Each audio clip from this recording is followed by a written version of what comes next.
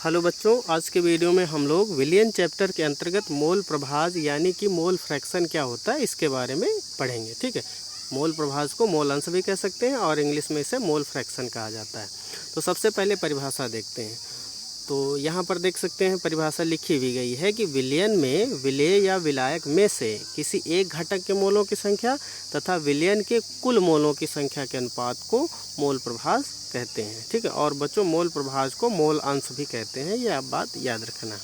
जैसे आप किसी विलयन की बात करेंगे तो उसमें कम से कम दो घटक होंगे, एक होगा विलेय और दूसरा होगा विलायक। ठीक है, तो उसी से रिलेटेड लिखा है कि किसी एक घटक के मोलों की संख्या, किसी एक घटक के मोलों की संख्या तथा विलयन के कुल मोलों की संख्या, यानी कि अगर दो घटक हैं तो उन दोनों घटकों के मोलों की संख्या, तो यहाँ पर विलयन के कुल मोलों की संख्या के अनुपात को मोल प्रभाज कहते हैं। तो ये हो जाएगी आपकी परिभाषा। अब इसके बाद में थोड़ा और डिटेल देखते हैं। जैसे मान लेते हैं आपके पास में कोई विलयन है, ठीक है, तो उसी से रिलेटेड है, यदि किसी विलयन में विलेय के मोलों की संख्या स्मॉल एन तथा विलायक के मोलों की संख्या क्या है कैपिटल एन हो, तो विलेय का मोल प्रभाज बराबर सूत्र हो जाएगा small N upon small N plus capital N, और विलायक का मोल प्रभाज बराबर सूत्र बन जाएगा capital N upon capital N plus small N. ठीक है, तो विलेय का मोल प्रभाज और विलायक के मोल प्रभाज बराबर ये दोनों सूत्र बन जाएंगे, आप इनको ध्यान रखना। अब थोड़ा सा यूनिट की बात करते हैं। तो मोल प्रभाज की कोई यूनिट नहीं होती, यानी कि मोल प्रभाज अर्थात मोल अंश का कोई मात्रक नहीं होता है, और मोल अंश का जो मान है वो ताप पर निर्भर नहीं करता है। ये भी बात आपको याद रखनी है कि मोल अंश का जो मान है वो ताप पर निर्भर नहीं करता है। इसके बाद में जैसे मान लेते हैं कोई विलयन है, ठीक है, और उस विलयन में विलेय का भार है आपका स्मॉल डब्लू और विलायक का भार है कैपिटल डब्लू। ठीक है, और विलेय का अणुभार है स्मॉल एम और विलायक का अणुभार है कैपिटल एम। ठीक है, तो इसके बाद में विलेय का मोल प्रभाज बराबर सूत्र बन जाएगा आपका, विलेय का मोल प्रभाज का सूत्र जो है वो आपका नीचे है, लेकिन यहाँ पर थोड़ा सा और देख लेते हैं कि विलेय के मोल बराबर सूत्र हो जाएगा स्मॉल एन बराबर small W upon small M, और विलायक के मोल अर्थात कैपिटल एन बराबर हो जाएगा capital W upon capital M.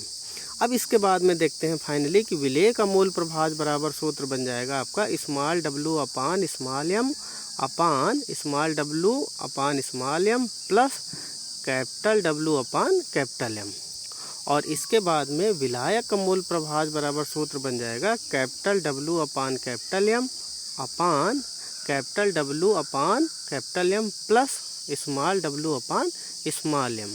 तो ये बन जाएंगे विलेय और विलायक के मोल प्रभाज से संबंधित फाइनली सूत्र। अब थोड़ा सा आप यहाँ पर हिंट वाला पॉइंट दे सकते हैं, नोट वाला पॉइंट, कि जो आपका विलयन है, ठीक है, तो उस विलयन में विलेय तथा विलायक के मोल प्रभाज का योग सदैव एक के बराबर होता है। मतलब किसी विलयन की बात कर लें तो किसी विलयन में विलेय और विलायक के मोल प्रभाज का जो योग होगा वो सदैव एक के बराबर होगा। ये बात आपको याद रखनी है।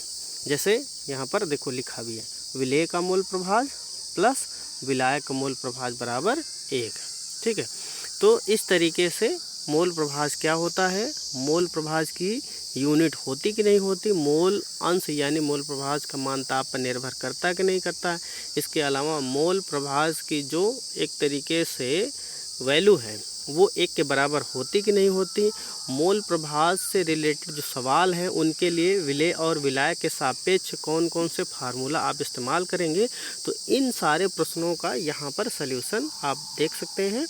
इम्पॉर्टेंट है, इस जगह से आपका एक क्वेश्चन बनता है, या तो थ्योरेटिकल क्वेश्चन बन जाएगा कि मोल प्रभाज किसे कहते हैं, ठीक है, और दूसरा प्रश्न बन सकता है न्यूमेरिकल का कि अगर आपसे मोल प्रभाज से रिलेटेड कोई न्यूमेरिकल दिया जाएगा तो वहाँ पर विलेय का मोल प्रभाज या तो आपसे बोलेगा बताइए, या विलायक का मोल प्रभाज, या बोलेगा कि आप विलेय और विलायक दोनों के मोल प्रभाज बताइए। ठीक है, तो इस तरीके से इम्पॉर्टेंट दो क्वेश्चन बनेंगे और अक्सर पूछे भी जाते रहते, चाहे आप जिस बोर्ड की बात कर लें। तो इसका आप एक बार रिवीजन कर लेना। अगले वीडियो में हम लोग बात करेंगे इसी टॉपिक से रिलेटेड जो न्यूमेरिकल हैं उनको कैसे सॉल्व किया जा सकता है। आज के वीडियो में बस इतना ही। वीडियो को लाइक करें, चैनल को सब्सक्राइब करें। Thank you.